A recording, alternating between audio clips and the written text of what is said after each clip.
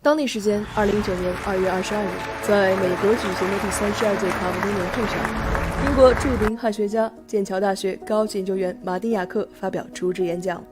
他认为，中国作为全球性大国，具有以下几个特征。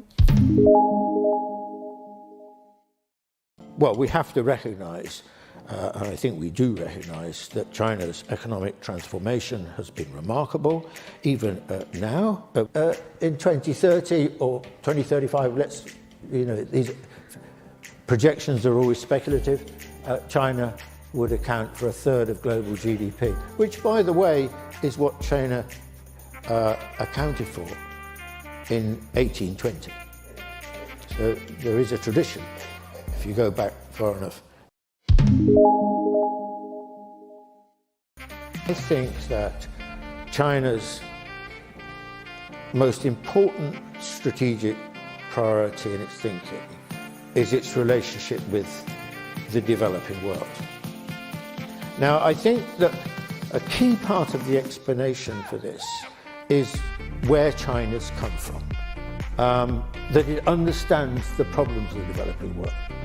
Now, there have been a lot of criticisms of China's relationship with the African countries, but I think that if you look at public opinion for China, the majority attitude, 60–65% of Africans have what is called a favourable attitude towards China.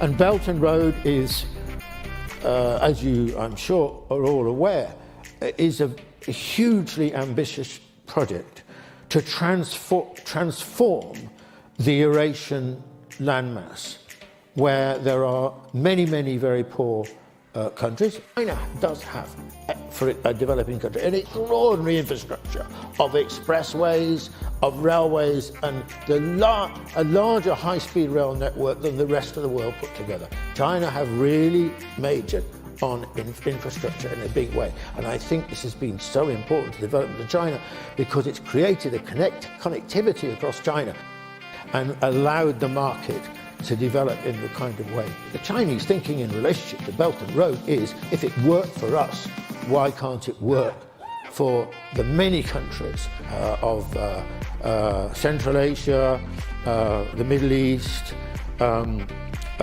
Southeast Asia, and so on. I think that Belt and Road basically is going to be successful.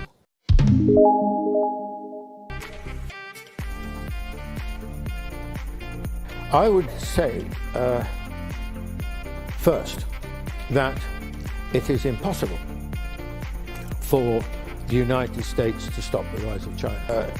The rise of China is one of these great, quite unusual historical moments of a fundamental transformation taking place in the world. The problem of the relationship between the competitive relationship between China and the United States is not fundamentally about trade. It's fundamentally about innovation. I think it's a mistake for America to react in a protectionist way to this. In general, the danger of protectionism is that you withdraw, it's a defensive response, when in fact, basically, for example, it's very, very important that American firms are competing in China, so you have to be part of it to learn from it, because learning is going to be very important in relationship to how we in the West respond to the rise of China. And I think the great challenge for the United States will be how to live in a world where China is a peer competitor. What are the forms of cooperation and what are the forms of rivalry?